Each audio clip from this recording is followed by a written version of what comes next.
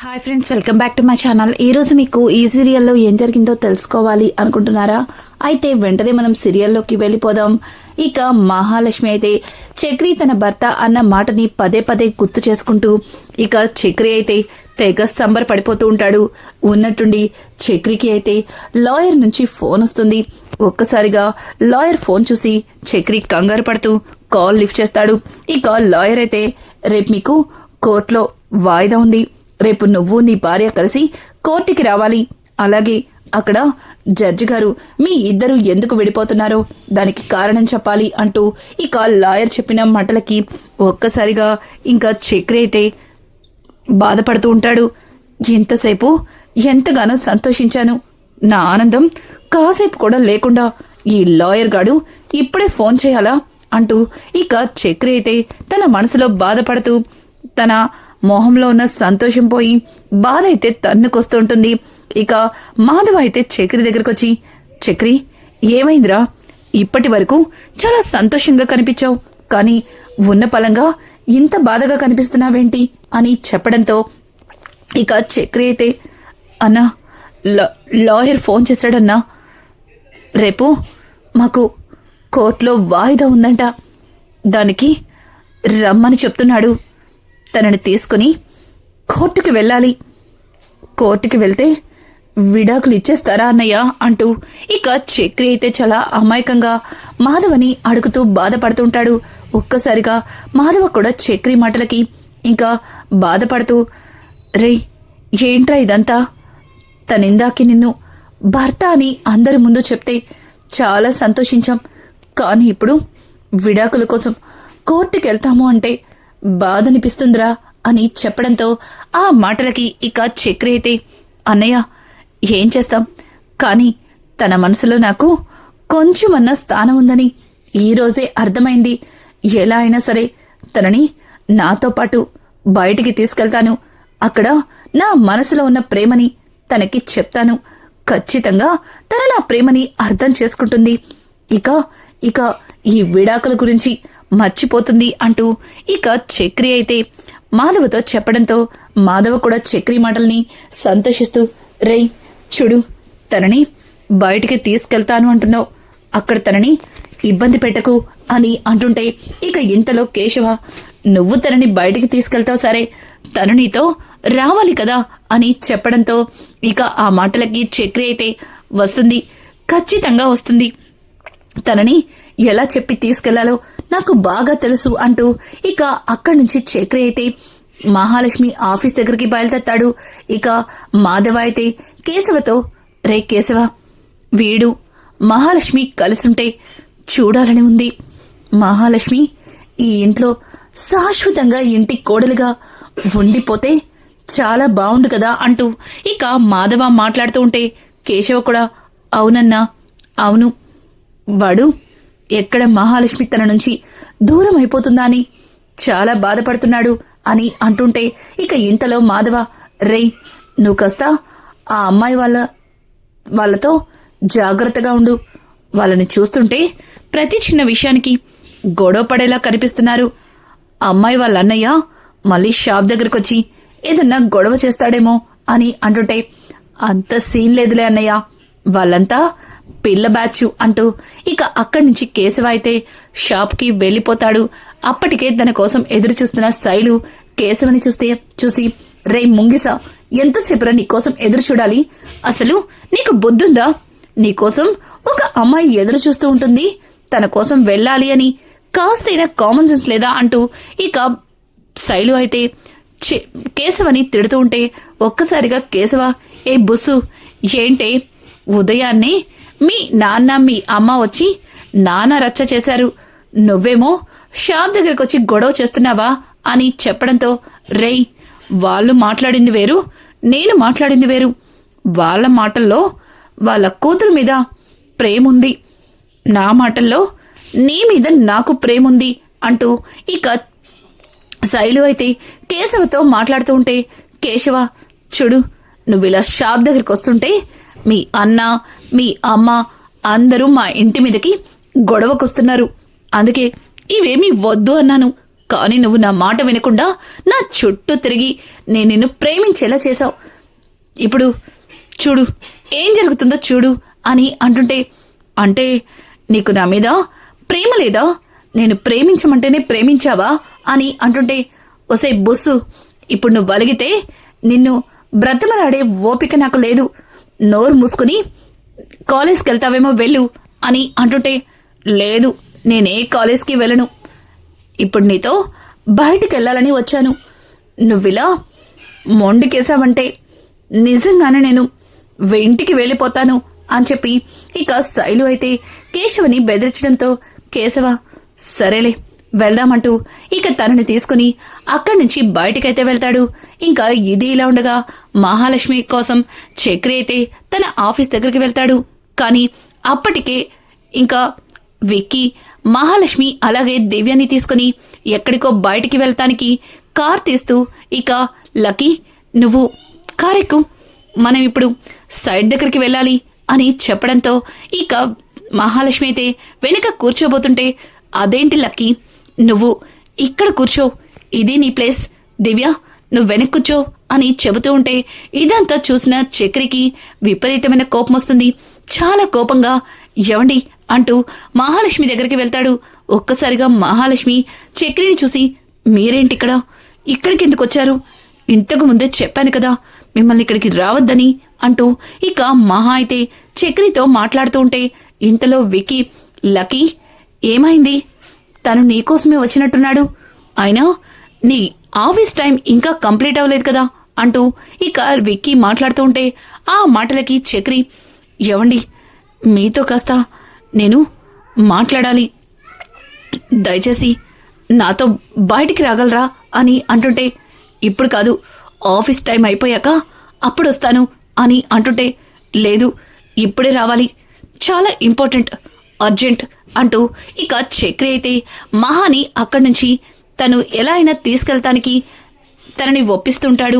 ఇక మహా కూడా సరే అర్జెంట్ అంటున్నారు కదా, ఉదయం మళ్ళీ ఆ శైలు వాళ్ళ ఫ్యామిలీ గొడవ చేశారా, ఏమైంది అంటూ ఇక మహా అయితే చక్రిని అడుగుతుంటే, అదేం కాదు, మీతో ఒక విషయం గురించి మాట్లాడాలి, మీరు మీ బాస్కి ఏం చెప్పుకుంటారు మీ ఇష్టం అంటూ ఇక చక్రి మాట్లాడుతూ ఉంటే ఇక మహాలక్ష్మి అయితే విక్కీ దగ్గరికి వెళ్ళి, సార్ నాకు కాస్త పర్మిషన్ కావాలి, అర్జెంటుగా వెళ్ళాలి అని చెప్పడంతో ఇక విక్కీ అయితే, ఏమైంది లక్కీ, ఎనీ ప్రాబ్లం అని అడగడంతో, ఏం లేదు కాస్త అర్జెంట్ వెళ్ళాలి అని చెప్పడంతో, నేను డ్రాప్ చేయనా అంటూ ఇక మహాలక్ష్మిని అడుగుతూ ఉంటే అక్కడ ఉన్న చక్రి, పర్వాలేదండి తనని నేను తీసుకెళ్తాను అంటూ ఇక అక్కడి నుంచి మహాన్ తీసుకుని ఆటోలో వాళ్ళు ఎక్కడైతే అనుకున్నారో ఆ ప్లేస్కైతే చేరుకుంటారు.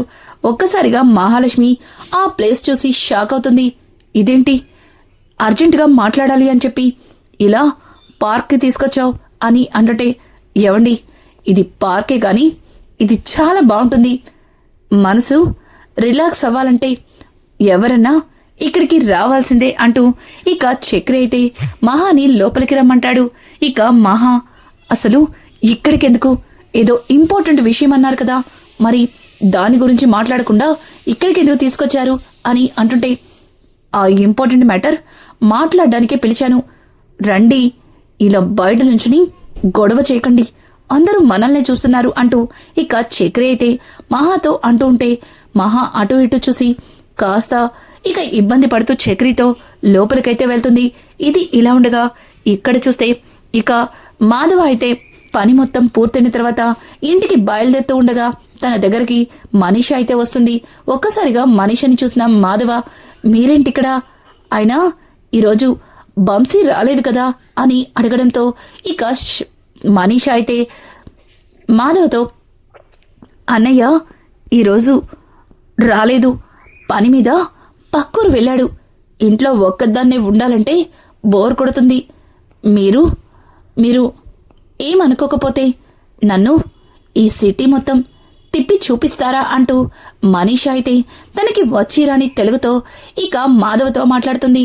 ఒక్కసారిగా మాధవ మనీష మాటల్ని విని, ఓ అయితే తెలుగు బాగానే నేర్చుకున్నారనమాట అంటూ ఇక మాధవ కూడా తనని తీసుకుని ఇక ఆ సిటీ మొత్తం చూపించడానికి తీసుకుని అదే ప్లేస్కి అయితే వస్తాడు. ఇక మాధవ అయితే మనీషాతో మాట్లాడుతూ అంతా తిప్పి చూపిస్తూ ఉంటాడు. అలాగే కేశవ కూడా ఇక శైలుని తీసుకుని అదే పార్కుకు వచ్చి ఒక ప్లేస్లో రిలాక్స్ అవుతూ ఉంటారు. ఇక మహాలక్ష్మి లోపలికి వెళ్ళిన తర్వాత తనని తాను మర్చిపోతుంది. ఒక్కసారిగా ఆ ప్లేస్ చూసి చాలా ఆనందపడుతుంది.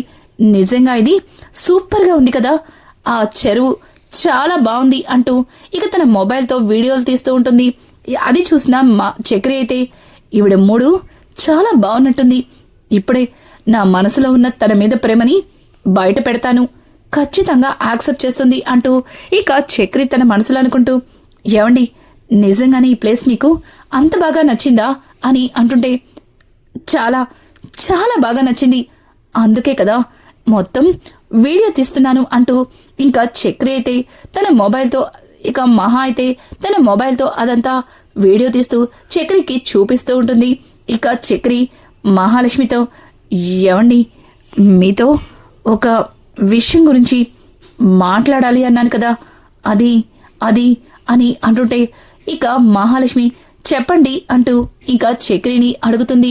చక్రి అయితే అది నేను మిమ్మల్ని అంటూ ఇక చక్రి తడబడుతూ తన మనసులో ఉన్న ప్రేమని బయట పెట్టేలోపే ఒక్కసారిగా మహాలక్ష్మి చక్రి అని గట్టిగా పిలుస్తుంది. ఇక చక్రి వెనక్కి తిరిగి చూసేసరికి మహాలక్ష్మి మొహంలో కోపం అయితే కనిపిస్తుంది. ఒక్కసారిగా కోపాన్ని చూసి, ఏంటండి అంత కోపంగా ఉన్నారు, నేనింకా ఏం చెప్పలేదు కదండి అని అంటుంటే, అది కాదు ఒకసారి అటు చూడండి అంటూ ఇంకా దూరంగా ఒక గొడవ పడుతున్న జంటనైతే చూపిస్తుంది. ఒక్కసారిగా ఆ జంటను చూసిన చక్రి, ఏమైందండి, ఎవరు వాళ్ళు అయినా వాళ్ళ గురించి మనకెందుకు అంటూ చక్రి మాట్లాడుతూ ఉంటే ఇక మహా, అది కాదండి, ఇందాక నుంచి చూస్తున్నాను ఎందుకో వాళ్ళిద్దరూ గొడవ పడుతున్నారు, పైగా ఆ అమ్మాయి దేని గురించో ఏడుస్తుంది అని అంటుంటే ఇక మహా అయితే ఆ మాటలు అనడంతో ఇక చక్రి అక్కడి దగ్గరకైతే వెళ్తుంటాడు. ఇక వాళ్ళిద్దరూ పడే గొడవ విని ఒక్కసారిగా చక్రి షాక్ అయిపోతాడు. ఎందుకంటే ఒక విధంగా వాళ్ళిద్దరి గొడవ అచ్చం వాళ్ళ గొడవలాగే అనిపిస్తుంది. ఇక చక్రి అయితే, ఆగండి, అసలు మీరు ఇలా ఎందుకు గొడవ పడుతున్నారు, చూస్తుంటే మీ ఇద్దరు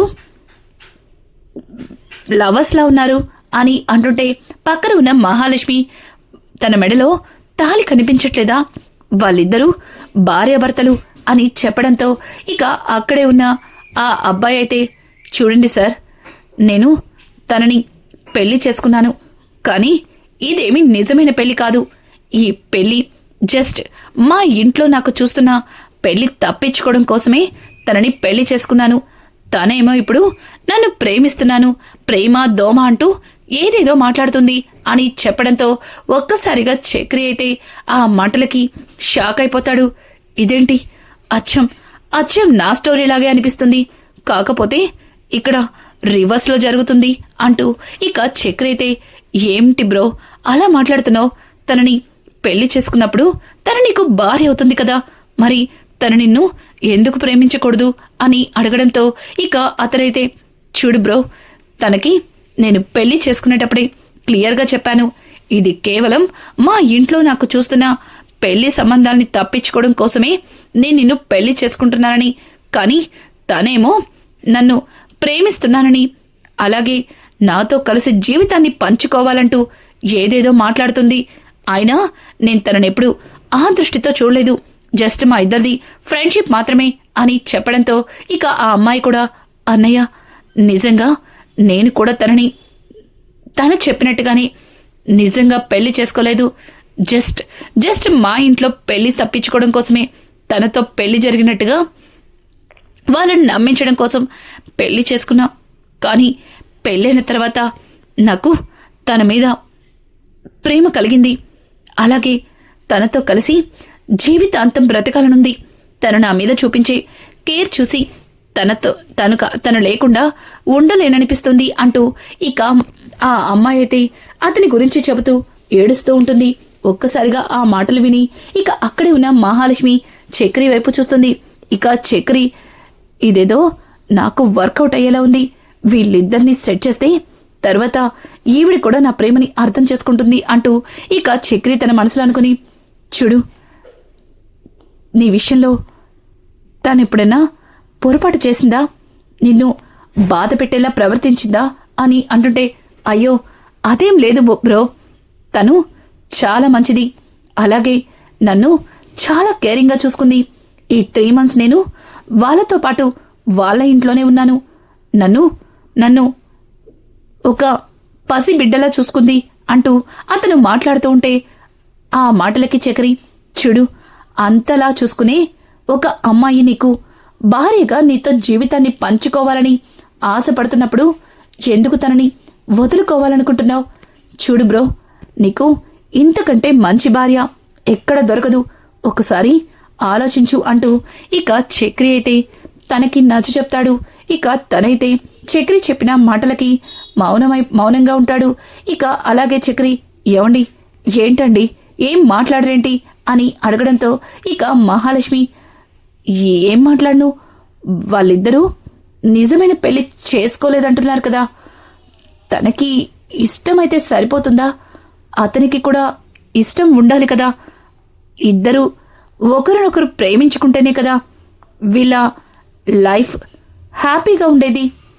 ఒకరికి ఇష్టం ఉండి ఒకరికి ఇష్టం లేకపోతే వాళ్ళిద్దరూ హ్యాపీగా ఉండలేరు కదా అంటూ ఇక మహా మాట్లాడుతుంటే ఆ మాటలకి అతనైతే, కరెక్ట్ మేడం, మీరు బాగా చెప్పారు. నేను తననెప్పుడు ఒక ఫ్రెండ్ లానే చూశాను, కానీ తను నన్ను ప్రేమ పెళ్లి అంటూ ఏదేదో మాట్లాడి ఇబ్బంది పెడుతుంది. చూడు బ్రో, నువ్వు చెప్పిన కాన్సెప్ట్ కూడా బాగానే ఉంది, కానీ నేను తనని పెళ్లి చేసుకోలేను, నాకు వేరే గోల్ ఉంది అంటూ ఇక అతనైతే అక్కడి నుంచి వెళ్ళిపోతాడు. ఒక్కసారిగా వాళ్ళ మాటలకి ఇక మహాలక్ష్మి చెప్పిన సమాధానానికి చక్రికి దిమ్మ తిరిగిపోతుంది. అంటే ఈవిడికి ఇప్పుడు నా ప్రేమ చెప్పినా అర్థం కదా, ఈవిడ నా ప్రేమని యాక్సెప్ట్ చేయదా అంటూ ఇక చక్రి అయితే ఆలోచనలో పడతాడు. ఉన్నట్టుండి మహాలక్ష్మి ఒక్కసారిగా మాధవని మనిషిని చూసి చక్రి గారు అని గట్టిగా అరుస్తుంది. ఒక్కసారిగా ఎదురుగా వస్తున్న మనీషా మాధవల్ని చూసి షాక్ అయిపోతాడు చక్రి అయితే. ఇదేంటి అన్నయ్య వంశీ వాళ్ళ చెల్లితో వస్తున్నాడు అని అంటుంటే, ఒకసారి ఇటు చూడండి అంటూ మరొక వైపు కేశవని అలాగే ఇక శైలుని కూడా చూపిస్తుంది. వాళ్ళని కూడా చూసి, వీళ్ళందరూ బాగానే ఉన్నారు, ఎటొచ్చి నేనే పిచ్చోళ్లాగా విడాకుల కోసం కోర్టు చుట్టూ తిరుగుతున్నాను అంటూ ఇక చక్రి మనసులో బాధపడుతూ ఉంటే మహాలక్ష్మి, ఏంటి ఏం మాట్లాడట్లేదండి, పదండి మనం పెద్ద దగ్గరికి వెళ్దాం అని అంటుంటే, వద్దులేండి, ఎలాగో మనం హ్యాపీగా లేము, కనీసం వాళ్ళనైనా హ్యాపీగా ఉండనివ్వండి అంటూ ఇక చక్రి మాట్లాడిన మాటలకి మహా అయితే షాక్ అయిపోతుంది. రానున్న ఎపిసోడ్స్ లో ఇక మహా చక్రిల మధ్యలో ప్రేమ ఎలా చిగురించబోతుంది, ఇక వాళ్ళిద్దరూ కూడా విడాకుల దాకా వెళ్ళి మళ్ళీ ఎలా ఒక్కటవబోతున్నారు, ఇలాంటి లేటెస్ట్ ఎపిసోడ్స్ మీకు మరిన్ని కావాలి అనుకుంటే మా ఛానల్ని సబ్స్క్రైబ్ చేసుకోవడం మాత్రం మర్చిపోకండి. Thanks for watching.